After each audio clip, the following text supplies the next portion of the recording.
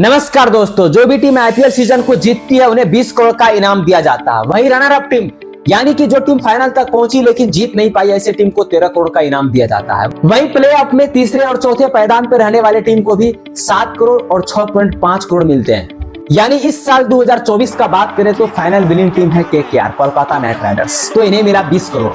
वहीं runner up team है Sunriser Hyderabad, इन्हें मिला 13 करोड़। और तीसरे नंबर पे है राजस्थान रॉयल, तो इन्हें मिला 7 करोड़। और चौथे नंबर पर रॉयल चैलेंजर बेंगलोर आरसीबी, तो इन्हें मिला 6.5 करोड़। वहीं इस साल 2024 में सबसे महंगे खिलाड़ी थे मिचेल स्टार्क, जो केकेआर द्वारा 24.75 करोड़ में खरीदा गया। अब आप सोचेंगे कि सबसे महंगे प्लेयर को खरीदा गया 24.75 करोड़ में और फाइनल विनिंग टीम को मिला सिर्फ 20 करोड़। इससे टीम को क्या फायदा, या फिर टीम के लिए 20 करोड़ का क्या मायने है? एक आम आदमी के लिहाज से देखें तो ये 20 करोड़ बहुत बड़ी रकम है। आईपीएल टीम की सबसे बड़ी वैल्यू होती है ब्रांड वैल्यू। पिछले सीजन 2023 की बात करें तो मुंबई इंडियंस ने सबसे ज्यादा ब्रांड वैल्यू दर्ज करी, 87 मिलियन अमेरिकी डॉलर, और सबसे कम ब्रांड वैल्यू टीम की Kings 11 Punjab.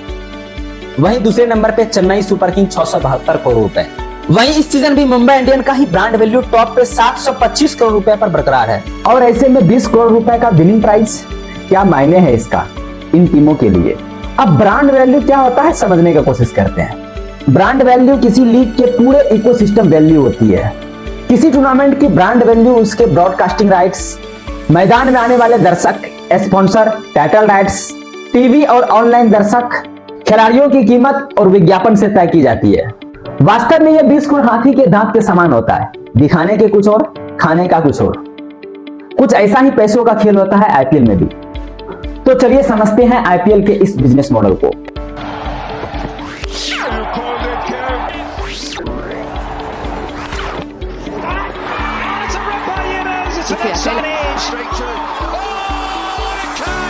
Some good catches and he says piece of cake. He's even impressed with that. That is an unbelievable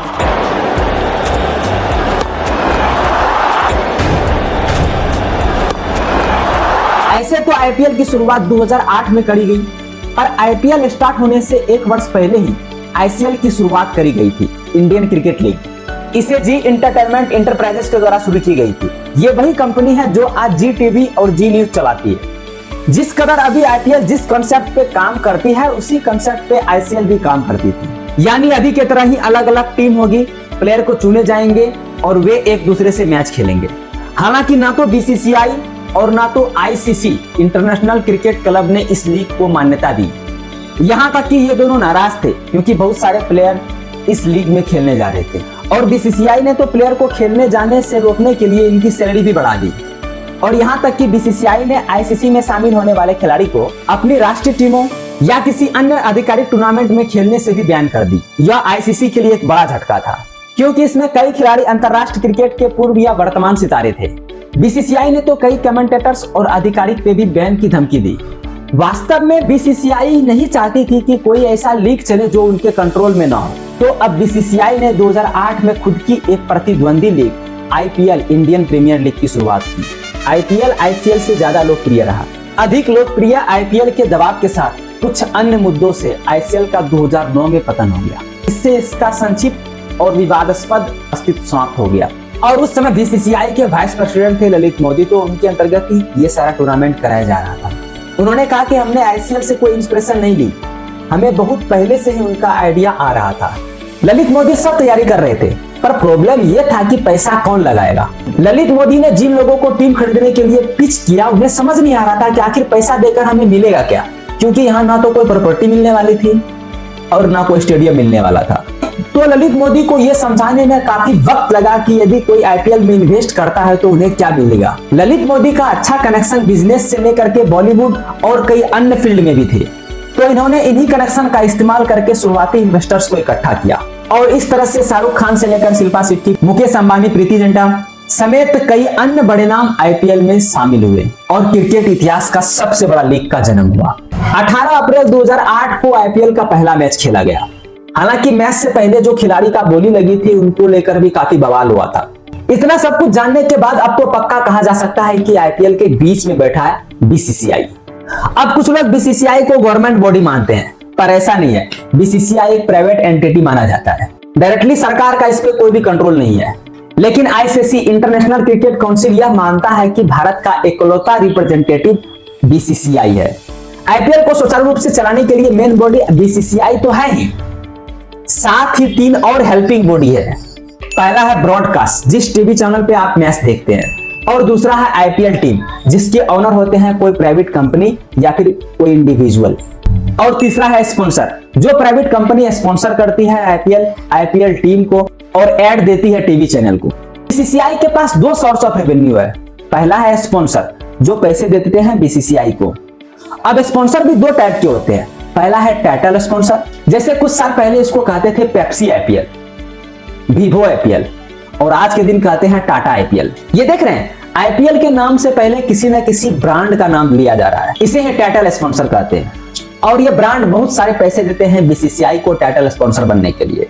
शुरुआती दौर में आईपीएल का टाइटल स्पॉन्सर थी डीएलएफ आईपीएल 5 वर्षों के लिए, और इसकी स्पॉन्सरशिप फी थी 40 करोड़ रुपए पर ईयर।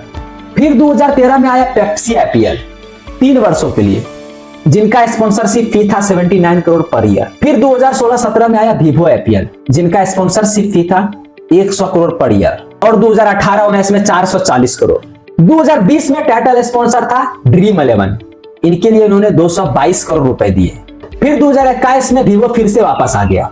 2020 में जो वीवो बाहर गया था, इनका कारण था इंडिया और चाइना के बीच थोड़ी विवाद हो गई थी, जिनके कारण वीवो को बाहर जाना पड़ा था, और वीवो तो चाइनीज कंपनी है। इसी कारण से 2020 में ड्रीम 11 आया था टाइटल स्पॉन्सर के लिए। फिर 2021 में जो वीवो आया 440 करोड़ के साथ। देख रहे हैं ये सारी कंपनियां टाइटल स्पॉन्सर बनने के लिए कितने रुपए दे रहे हैं। फिर 2022-23 में आया टाटा ने टाइटल स्पॉन्सर बनने के लिए 330 करोड़ रुपए दिए। हालांकि इस साल 2024 में टाटा ही टाइटल स्पॉन्सर थी। मीडिया रिपोर्ट के अनुसार 2024 से 2028 तक, यानी 5 साल तक टाटा ही टाइटल स्पॉन्सर रहेगी। तो अब सवाल यह है कि टाइटल स्पॉन्सर से जो इतना सारा पैसा आता है, आखिर उनका होता क्या है। बीसीसीआई इन पैसों में से 50% अपने पास रख लेती है और 50% इन टीमों के बीच में डिस्ट्रीब्यूट कर देते हैं। अब इसके अलावा भी होता है ऑफिशियल स्पॉन्सर। कुछ ब्रांड जो आईपीएल के अलग अलग चीजों को स्पॉन्सर करते हैं, जैसे स्ट्रेटेजिक ब्रेक सिएट टायर ने स्पॉन्सर कर रखा है 5 सालों के लिए। इसके लिए सिएट टायर ने 240 करोड़ रुपए पे किए, जो कि लगभग 48 करोड़ रुपए सालाना होती है। इसके अलावा कमेंटेटर्स को पावर प्ले में बोलते सुन रखा होगा कि क्रेड पावर प्ले चल रहा है, तो यहाँ क्रेड ने स्पॉन्सर कर रखा है। इसके अलावा भी स्पॉन्सर है, जैसे इन्होंने बना रखा है dream 11 game changer of the match. ऐसे कई सारी स्पॉन्सर कंपनी है जो बीसीसीआई को स्पॉन्सर के बदले पैसा देते हैं। तो बीसीसीआई के पास ये पहला जरिया है कमाई का स्पॉन्सर से। और दूसरा जरिया है ब्रॉडकास्टिंग से। अब आईपीएल कौन सी टीवी चैनल पे दी जाएगी? कोई ना कोई चैनल तो होगा जिसपे मैच प्ले किया जाएगा। अब देश में क्रिकेट का त्योहार चल रहा है, तो सभी चैनल चाहेगी कि मेरे चैनल पे मैच ब्रॉडकास्ट किया जाए, ताकि ज्यादा से ज्यादा व्यूअरशिप मिल सके। तो यहाँ भी डीलिंग होती है चैनलों के द्वारा बीसीसीआई के साथ। जो भी चैनल ज्यादा पैसा देती है बीसीसीआई को, ब्रॉडकास्टिंग उसी चैनल पे की जाती है। ब्रॉडकास्टिंग की बात करें तो आईपीएल का शुरुआत से ही, यानी 2008 से ही सोनी ने ब्रॉडकास्ट किया 10 साल के लिए। इनके लिए उन्होंने 8,200 करोड़ रुपए स्पेंड किए, यानी हर सीजन में लगभग 820 करोड़ रुपए। फिर 2018 में स्टार स्पोर्ट्स ब्रॉडकास्टिंग राइट खरीद लिया 2022 तक के लिए। इसके लिए उन्होंने 16,400 करोड़ रुपए दिए, यानी पर ईयर 330 करोड़ रुपए। वहीं इस साल 2024 की बात करें तो स्टार स्पोर्ट और मोबाइल पे लाइव स्ट्रीमिंग जियो सिनेमा द्वारा की गई, और यहाँ भी बीसीसीआई ब्रॉडकास्टिंग से इकट्ठा हुए पैसे को 50% अपने पास रख लेती है और 50% टीमों के बीच में डिस्ट्रीब्यूट कर देते हैं। अब ब्रॉडकास्टिंग कोई भी चैनल करता है तो ये बीसीसीआई को पैसा देता है। स्टार स्पोर्ट हो या जियो सिनेमा, ये जो इतना पैसा लगा रहा है, आखिर इनके बदले इन्हें क्या मिलता है? वास्तव में ये कमाता है एड से। जब कभी छक्का लगता है या ओवर समाप्त होने के बाद बीच में जो एड आता है कुछ सेकंड का, उन्हीं से कमाता है ये पैसा का खेल तो बीसीसीआई व सभी टीमों के बीच हुआ। अब एक टीम का नजरिया से देखते हैं। इन टीमों का ओनर होता है कोई प्राइवेट कंपनी या फिर कोई इंडिविजुअल। अब इन टीम का भी बहुत पैसा खर्च होता है, प्लेयर को खरीदने में, प्लेयर को एक जगह से दूसरे जगह ले जाने में, प्लेयर के ट्रेनिंग में। कुल मिला के ऑन एवरेज 240 करोड़ रुपए स्पेंड हो जाता है एक टीम का। अब कोई टीम ओनर इतना जो खर्च करता है, ये खुद के पैकेट से तो करता नहीं होगा। पहला सोर्स ऑफ रेवेन्यू टीम के लिए तो हम बात कर चुके हैं कि बीसीसीआई 50% अपने पास रख लेती है और 50% इन टीमों के बीच में डिस्ट्रीब्यूट कर देती है। आईपीएल का सेंट्रल पूल लगभग 9,000 से 10,000 करोड़ रुपए का पर ईयर है, और इसका 50% टीम में बांटा जाता है। इस हिसाब से हर टीम को करीब 450 से 500 करोड़ रुपए मिल जाता है पर ईयर। लेकिन इतना ही काफी नहीं है। इन टीम का भी कमाई का मेन जरिया होता है स्पॉन्सर, टीम स्पॉन्सर होता है। जैसे कि आईपीएल टीम के जर्सी पे ब्रांड नेमिंग देखा होगा। एक एवरेज में आईपीएल टीम के आउटफिट पे लगभग 10 लोगो लगे होते हैं, 6 टी शर्ट पे, 2 पैंट पे, 2 टोपी पे। और ये कंपनी आईपीएल टीम को पैसा देता है स्पॉन्सर के लिए। इसके अलावा भी टीम के पास कमाई का सोर्स ऑफ रेवेन्यू है टिकट का पैसा से। जब आप कहीं मैच देखने जाते हैं, जो टिकट आप खरीदते हैं उनका भी 80% जाता है आईपीएल टीम के पास। इसे अच्छे से समझने का कोशिश करें तो जिस भी टीम का होम ग्राउंड पे मैच हो रहा होता है उनका 80% जाता है होम टीम के पास। जैसे कोलकाता में कोई मैच हो रहा होता है तो इनका 80% जाएगा केकेआर के पास और बाकी का 20% जाता है होम स्टेट क्रिकेट एसोसिएशन के पास। हर टीम लगभग 7 से 8 होम मैच खेलती है, तो हर टीम को मौका मिलता है पैसा कमाने का। इसके अलावा आईपीएल टीम कमाती है जब आप कोई टीम का जर्सी, कैप, की रिंग, मोबाइल कवर इत्यादि खरीदते हैं तो उनसे भी इनके पास पैसा आता है। और फाइनली विनिंग टीम को मिलता है 20 करोड़ रुपए।